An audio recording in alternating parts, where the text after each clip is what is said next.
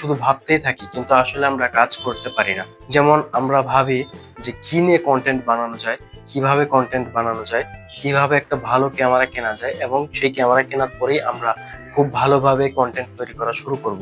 এগুলো ভাবতে ভাবতে আমাদের সময় পার হয়ে যায়। একটা সময় দেখা যায় আমাদের চ্যানেলে কোনো ভিডিও আপলোড করা হয় না, এবং আমাদের চ্যানেলটা যে অবস্থাতে আছে সেই অবস্থাতেই থেকে যায়, কোনো গ্রো হয় না। তো আসলে ফেসবুক, ইউটিউব এবং টিকটকের অ্যালগরিদম কেমন ভাবে কাজ করে, তারা আসলে দেখে আপনার রেগুলারিটি। আপনি যখন রেগুলার ভিডিও আপলোড করেন, কন্টিনিউয়াসলি আপনি ভিডিও আপলোড করতে থাকেন, তখন তারা ধরে নেয় যে আপনি এই বিষয়টাতে সিরিয়াস। তখন আপনার ভিডিওগুলো হাজার হাজার মানুষকে সাজেস্ট করে, এবং এইভাবেই সেই ভিডিওগুলো ভাইরাল হয় এবং মিলিয়ন মিলিয়ন ভিউ হয়। তো এখন আপনি একটা জিনিস যদি খেয়াল করেন তাহলেই বুঝতে পারবেন, অনেকেই আছে এগুলো এসইও সম্পর্কে কিছু বোঝে না, তারাও অনবরত ভিডিও আপলোড করে যাচ্ছে, সেই ভিডিওগুলোই ভাইরাল হচ্ছে।